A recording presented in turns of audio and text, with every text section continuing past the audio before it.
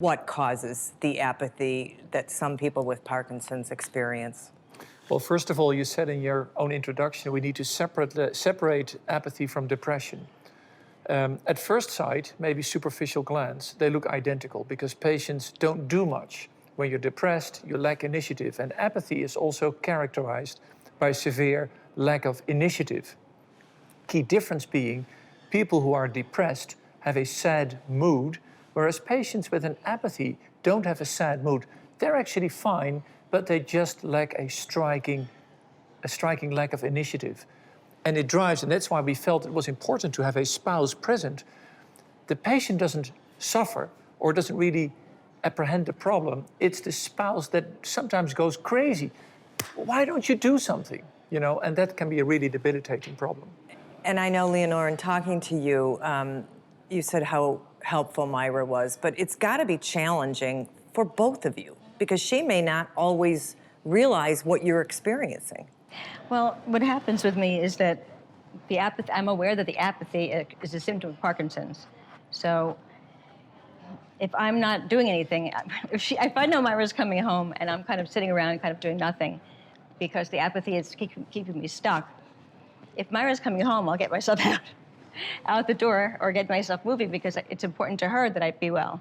So it helps tremendously to have someone who really loves you, cares about you, who is kind of a initiation driver, and that's what she really is for me. How did you become so supportive? Because there's got to be pieces of this that are tough to recognize, I would imagine. My being present and kind of initiating conversation about what she has to do to get done for the day gets her started on a really good trajectory. So I just push my day to later.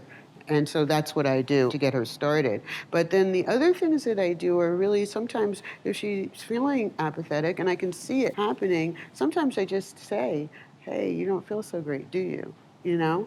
And just by acknowledging it, it gives her a sense of, oh, wow, I'm not, this isn't bad, this isn't.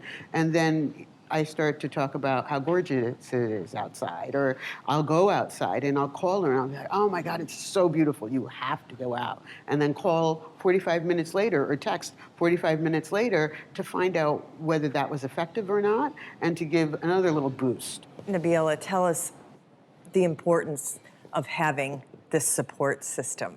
It's really hard to measure how valuable it is. I think our current treatments for apathy are really limited. We don't have a lot of medications that target the underlying changes in neural circuitry and pharmacology that are going on, and it really requires this kind of structured day and support from someone else to keep you on track and achieving the goals that you want to for the day.